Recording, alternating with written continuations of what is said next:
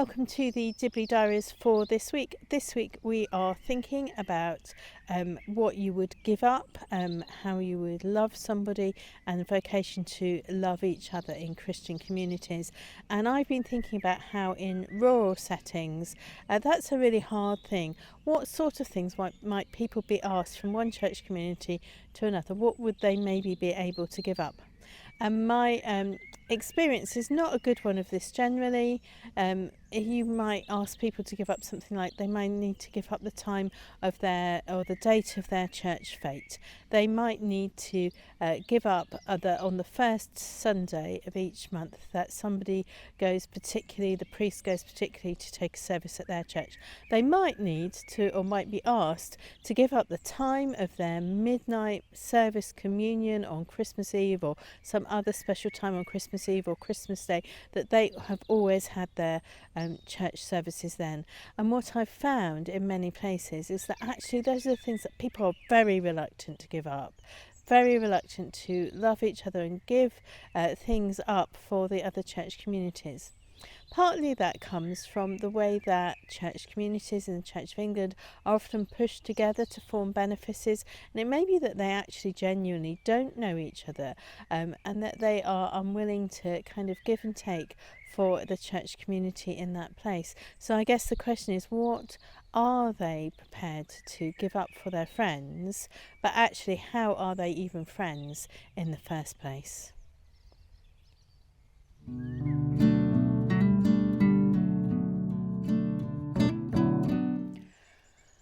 Thought for the week this week is based on John 15 verses 9 to 17, and in that discussion that Jesus is having, he says two remarkable things. Jesus says, a new commandment I give you is that you love one another as I have loved you. And then he says, greater love has this and no one is that you lay down your life for your friends. So when I think about this and think about loving and the commandment to love one another, I quite often get drawn into the marriage service in the Church of England, and we talk about this when we're preparing people for their marriages, because the people getting married do not at any point in the marriage service say, I do. They say, I will. There's a classic difference there, because when asking people to commit to loving each other, not on that day, the I do love you today and the everyone loves each other today. It's not an I do love you. It's an intentional thing. I will love you.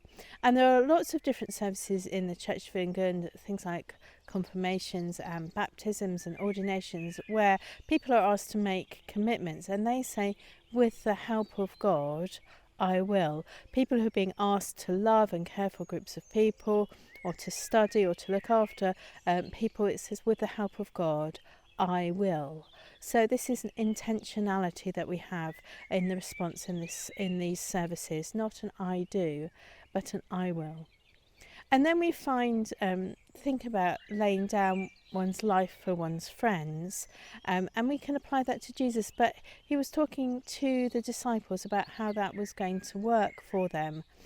And some time ago, kind of around the end of the 20th century, I was reading something and it said, there have been numerically more Christian martyrs in the 20th century than there have been in all the other centuries leading up to that. So in the Christian church, more martyrs in the 20th century than in all the other centuries of the church which went before that. And so that's quite a challenge. How do we love God and love each other with that intentionality, the kind of will you love in this way? Will you love in a self-sacrificing way? And how do we say, with the help of God, I will, and really make that intentional for us in our lives?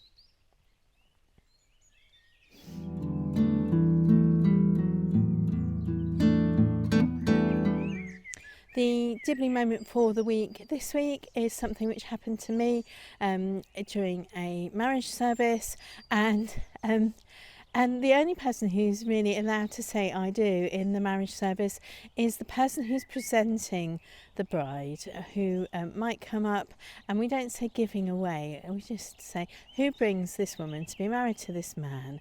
And I was saying this a few years ago, and someone it happened to be the father, said at last, and handed the hand of the bride to me, which I then gave to the groom.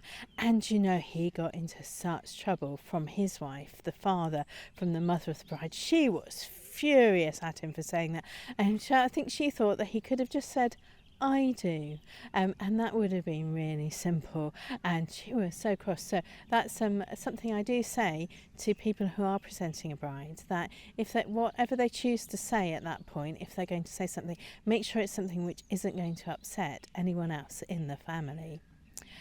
That's it for the Dibley Diaries for this week. I pray that you and your village, however large or small, have a really blessed week where you can all love one another.